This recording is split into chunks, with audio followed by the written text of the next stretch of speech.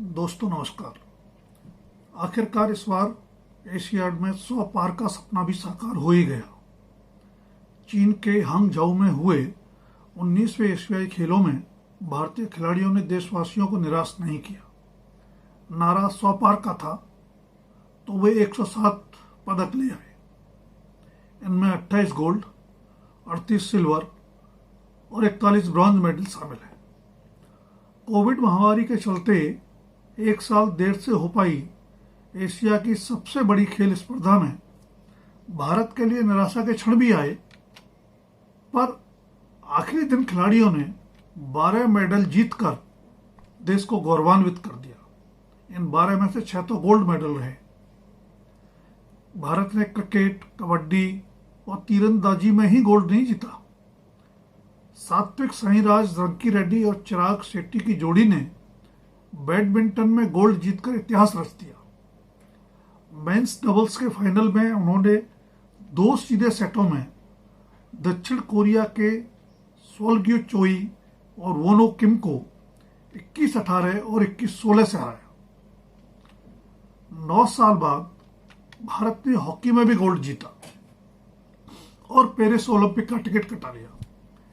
क्या इसे भारतीय हॉकी के स्वर्णिम दौर की वापसी माना जाए? इस सवाल का जवाब ओलंपिक में प्रदर्शन देगा।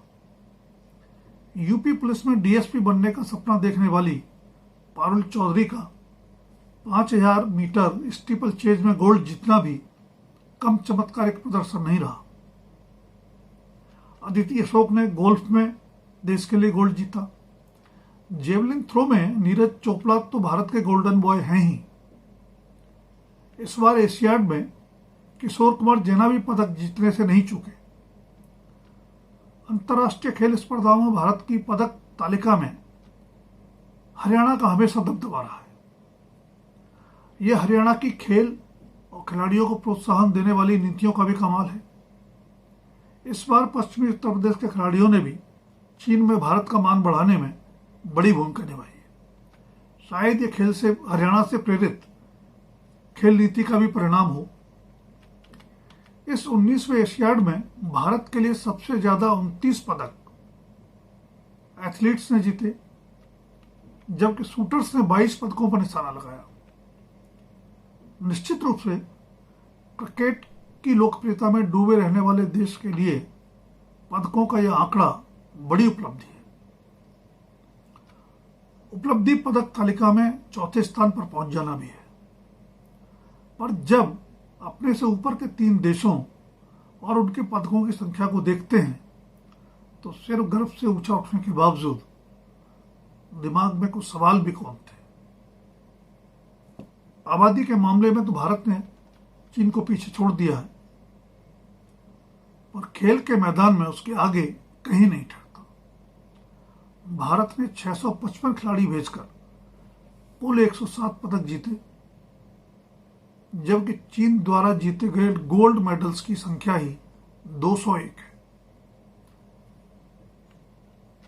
कुल 383 मेडल जीतकर मेजबान चीन एशियाड की पदक तालिका में टॉप पर बरकरार है, जबकि जापान और दक्षिण कोरिया क्रमशः दूसरे और तीसरे स्थान पर है।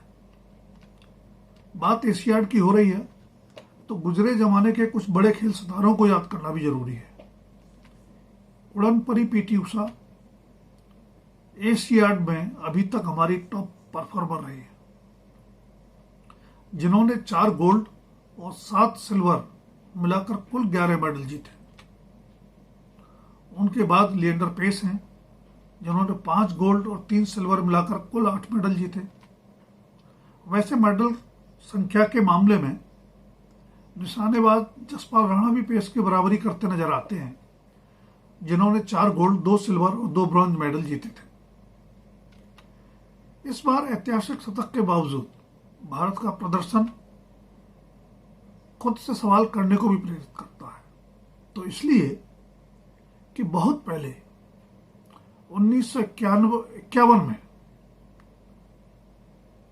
एशियाई खेलों का सफर दिल्ली से ही शुरू हुआ था और उसमें 15 गोल्ड के साथ कुल 51 पदक जीतकर हम दूसरे स्थान पर रहे थे।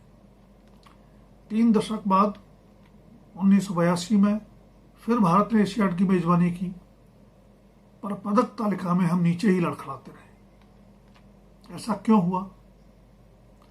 खिलाड़ियों पर लाड़ लुटाते हुए भी खेल संघों और सरकार को इस सवाल का जवाब खोजना चाहिए। शायद खेल संघों को राजनीतिक चंगुल से मुक्त कर और ग्रामीण भारत में भी खेल नर्सरियां खोलकर देश में नई खेल संस्कृति विकसित करने का समय आ गया है। देश में प्रतिभाओं की कमी नहीं है, जरूरत है तो उन्हें समय से पहचान कर निखारने वाले खेल तंत्र की। धन्यवाद। आज के लिए इतना ही। अगली बार फिर मिलेंगे किसी नए विषय के साथ। आपकी टिप्पणियों का रहेगा